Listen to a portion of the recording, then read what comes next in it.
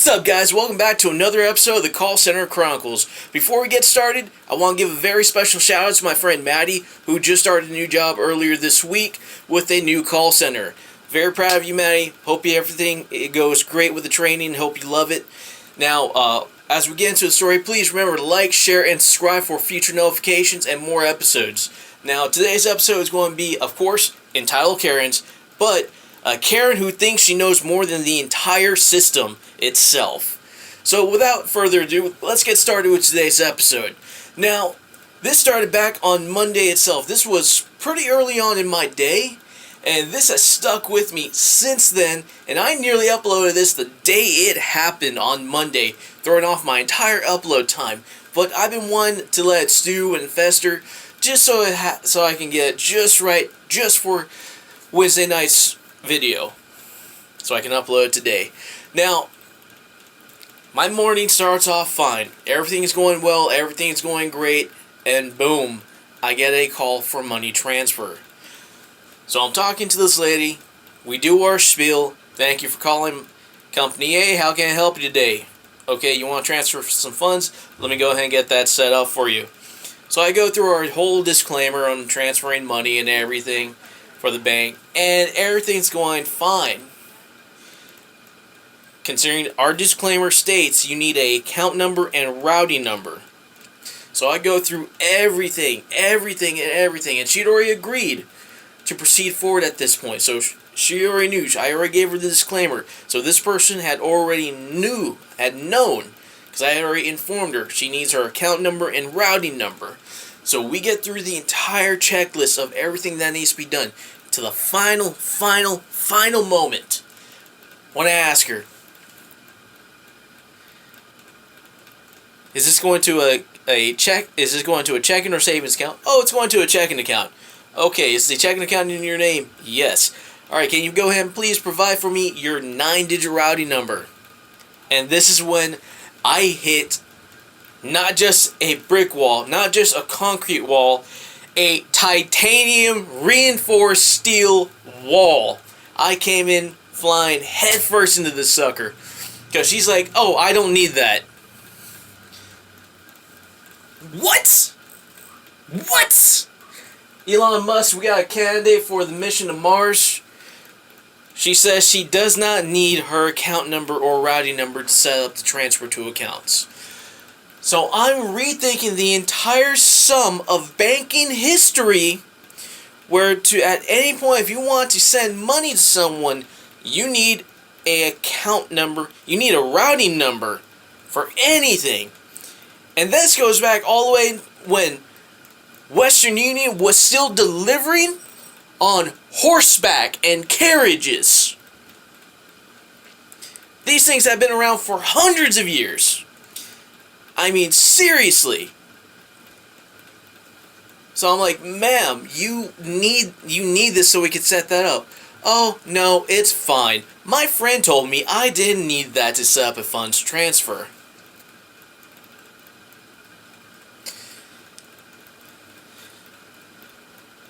So I'm literally just sitting there in my chair with the complete baffled look on my face.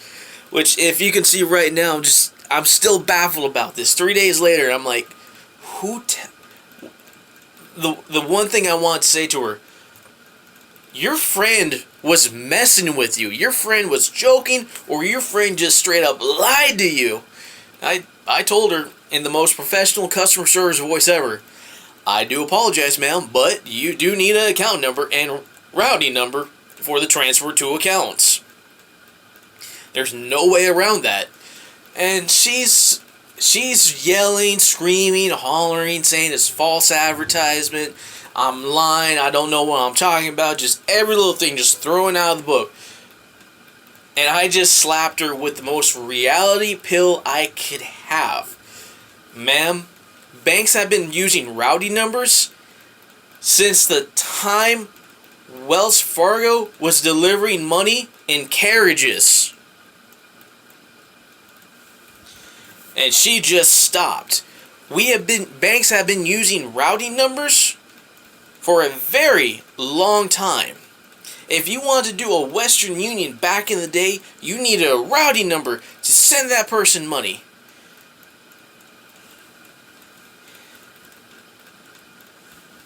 And she just stops and says the most craziest thing for a funds transfer that I just do not want to hear. Well, I don't have that because I don't have a bank account. I'm sorry, what? I asked you just a little while ago if this was going to go to a checking or savings account in your name, and now you're telling me you don't have a banking account? It's like, yeah, I was going to transfer this to my Walmart card. That's not going to work.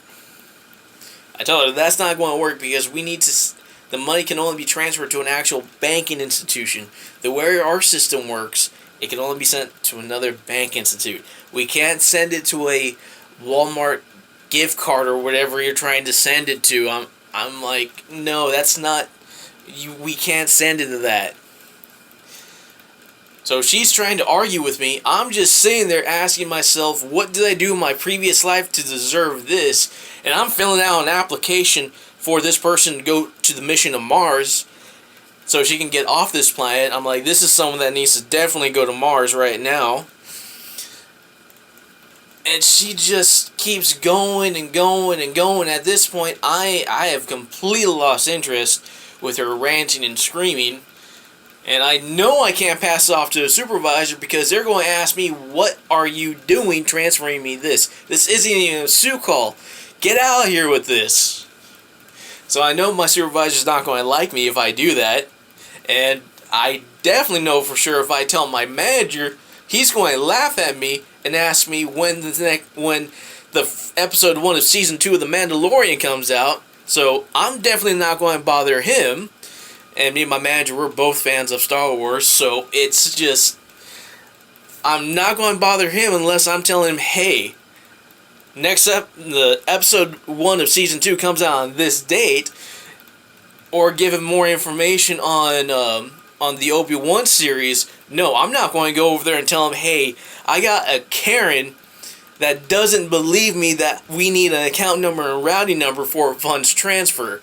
I'm not doing that. Because I know his reaction, I know my supervisor's reaction, I know my entire department's reaction of, what are you doing? You've been here for 2 years in our department. You've been doing customer service for 6 years. You know this.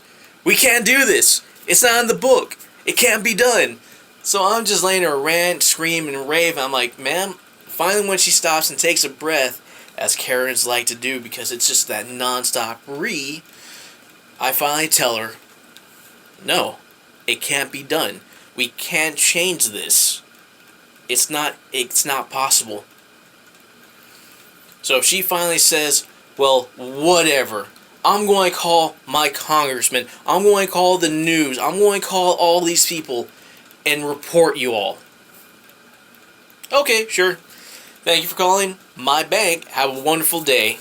And I just let her be. And she hangs up, and my day goes on pretty uneventful for the most part until Tuesday, second day of the week. This is a web support call assisting someone with website access, and I could not believe this person. I'm trying to figure out what's wrong with her website access. She's trying to log on to not the website, but the internet. And I'm trying to figure out what's going on here. And she's telling me it's just not working. I tell her, okay, what's wrong? Do you know if your router and your modem are powered on? It's like, well, they should be working. I just washed them the other day.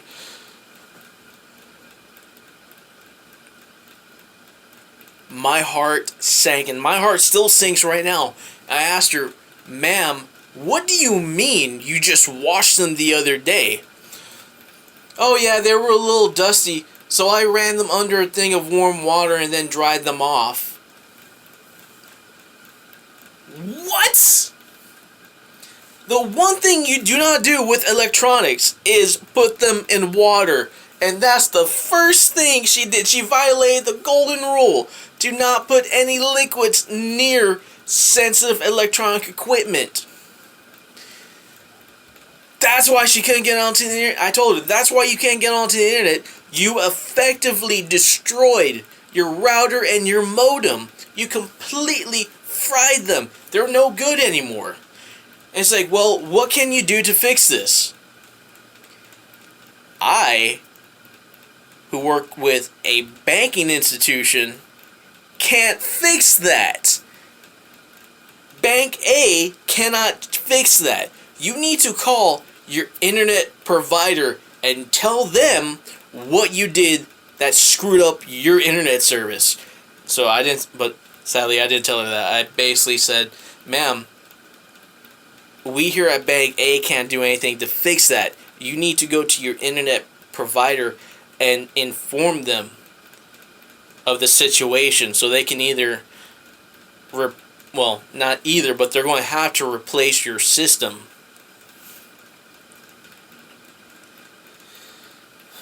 And I want to say, she perks up and says, oh, thank you very much. I'll go ahead and do that right now. No. She starts yelling and screaming, saying that it's my fault, I need to fix this, and I have to fix this right now. Okay, so I tell her, ma'am, who's your internet provider? It's like, what does that matter? Because the equipment you destroyed is not Bank A's equipment. We can't help you fix destroyed equipment to get onto the internet. If you don't have internet access, you can't get onto the internet, which allows you to access the banking website. You need to fix that issue first before I may be even able to assist.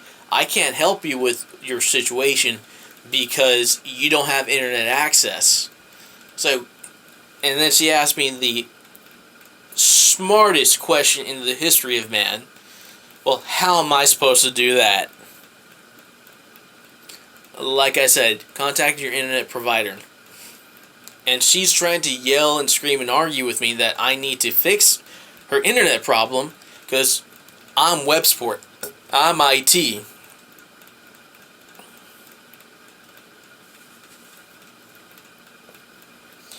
I may be web support services, and I told her this straight out. I may be web support services, but I am not your internet provider.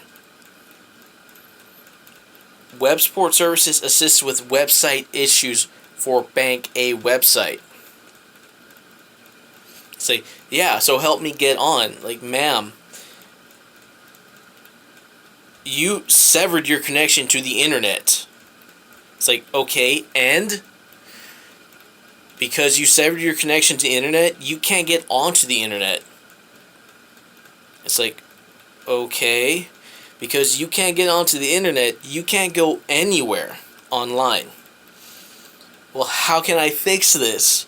Like I've said the last 5 times, you need to contact your internet servicer. She finally gets the hint, and she's like, oh, I have to call whatever internet servicer she said. I don't remember because I'm still focused on the fact that she literally thought we at Bank A could fix this situation. We can't. So my day goes on pretty uneventful from there, except for a few calls that want to go back and forth on website issues when most of the issues aren't even related to our website. And I come down to Wednesday.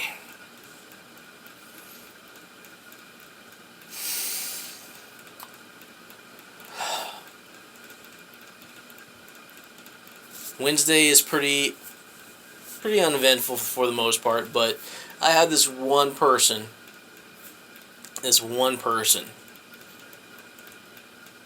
He's never been said no in a day in his life. He wants me to violate every single banking policy for not just Bank A, but possibly even Bank B, where he wants to move his money to. I pull up my transfer request form, and I start trying to go through this, and he's trying to scream at me that it's like, I don't need to do that. The last representative didn't do that. Mind you, as soon as he said that, I double-checked the account, because right now my brain has stopped working. Me no think no good at this point. Because when I pulled up the account, I checked if he had a setup before. He doesn't have a transfer setup. In fact, he just received his first ever card in the history of him receiving cards yesterday.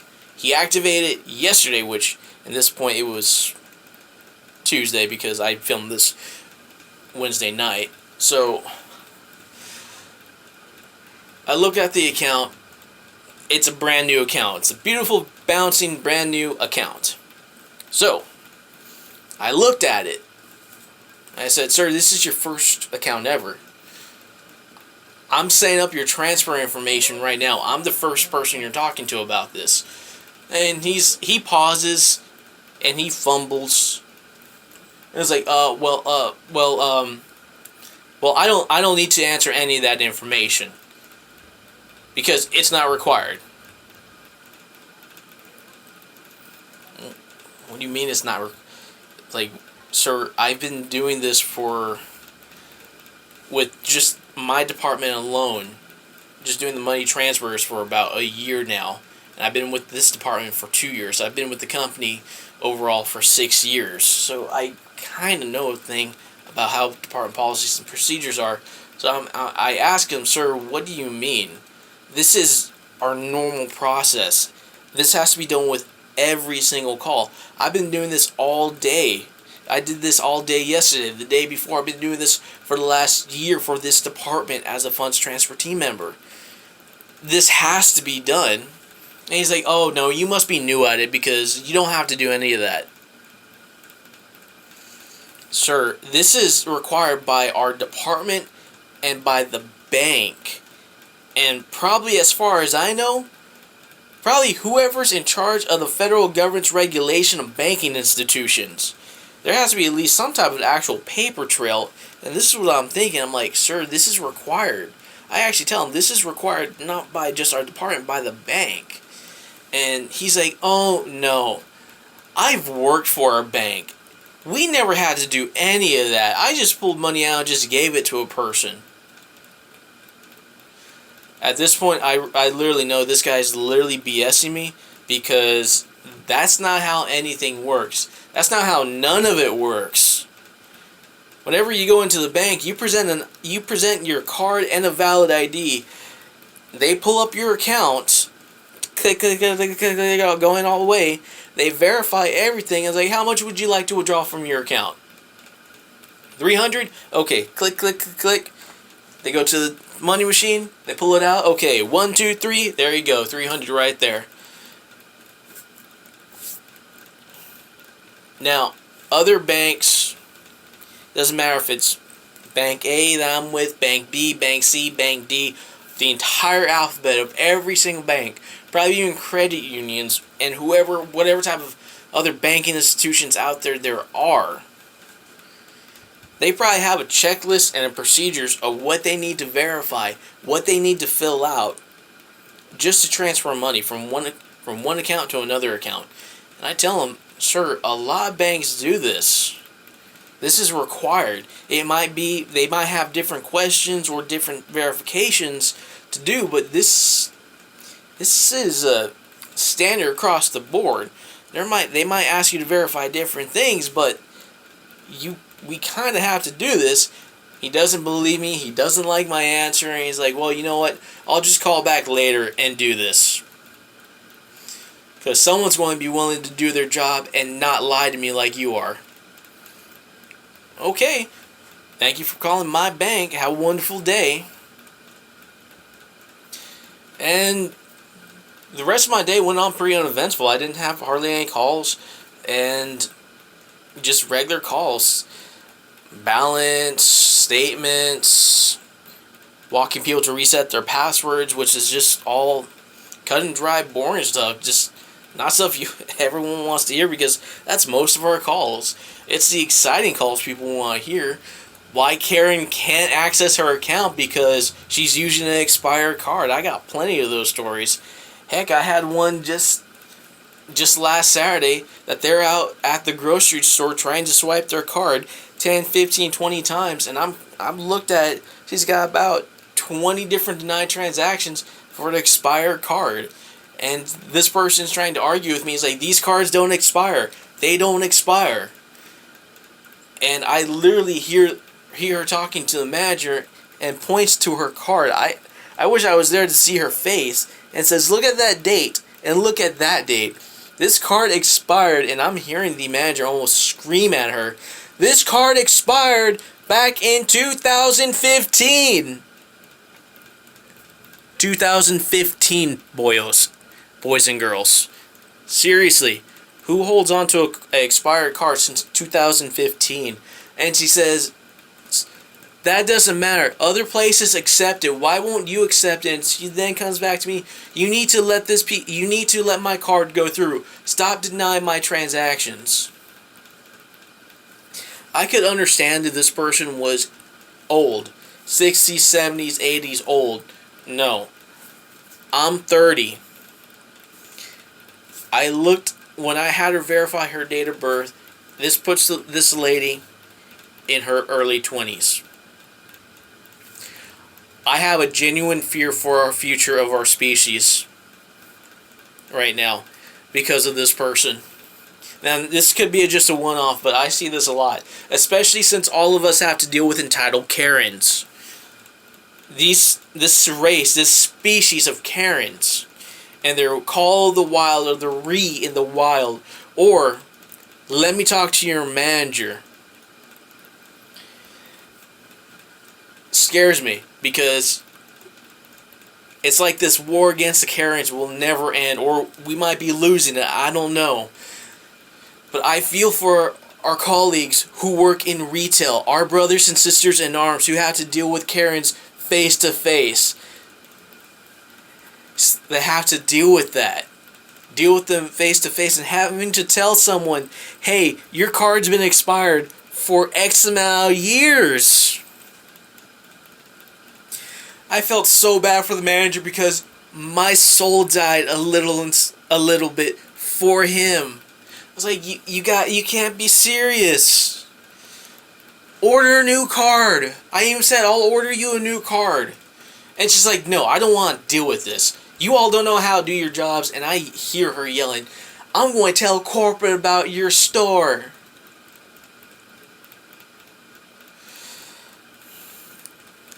I really wish I had a Reddit account, which I might consider doing, and posting that on there, but I mean, seriously, that's a Reddit story.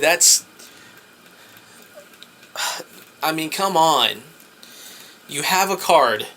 You know it's going to expire. Replace it. Replace it ahead of time.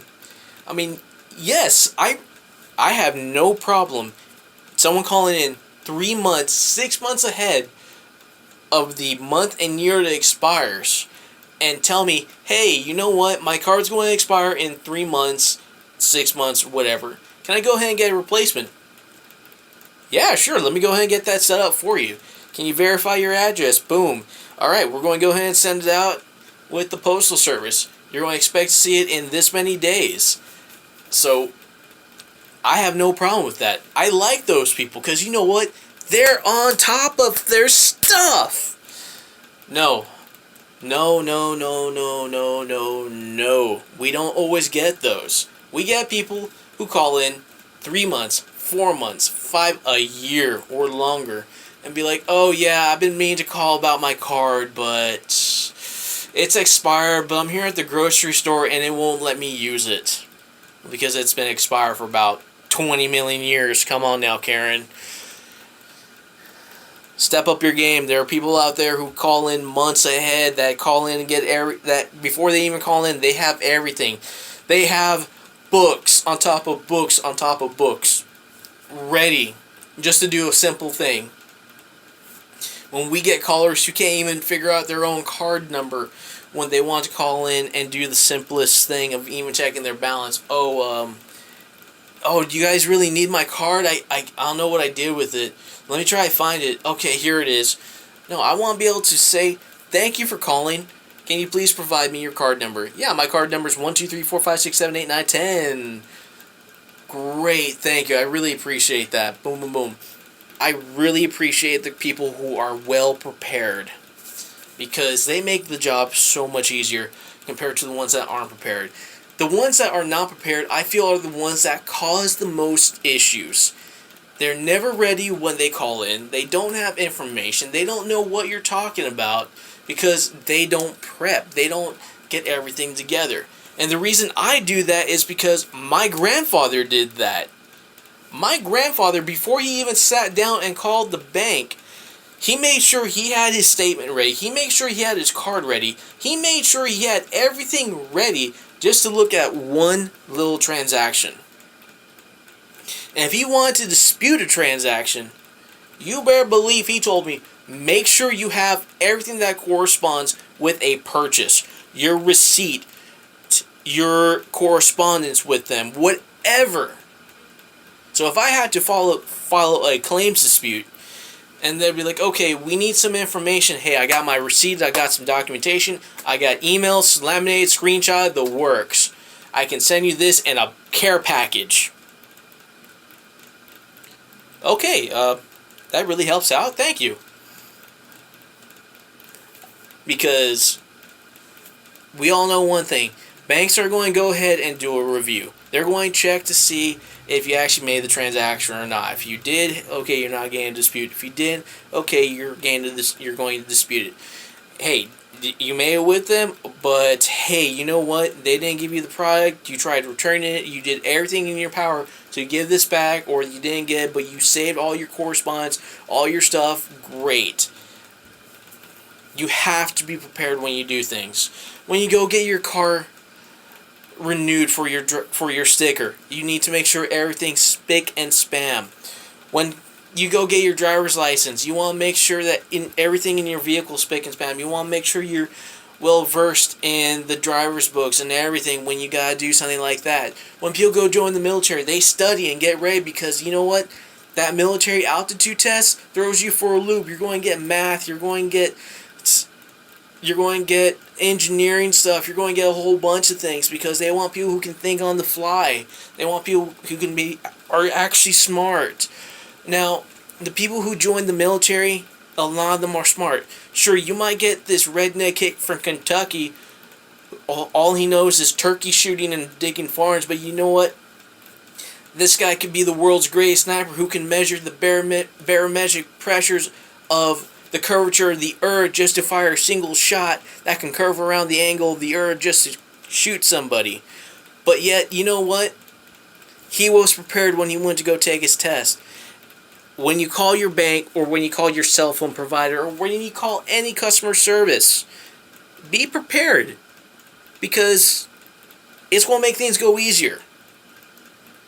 And I say this for all my brothers and sisters, all of us call center warriors. We prefer and like the people who call in prepared.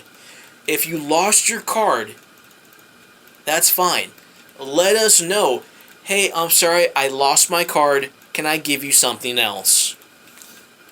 Those are the prepared ones. Sure, I don't like when they say, oh great, you lost your card. But you know what?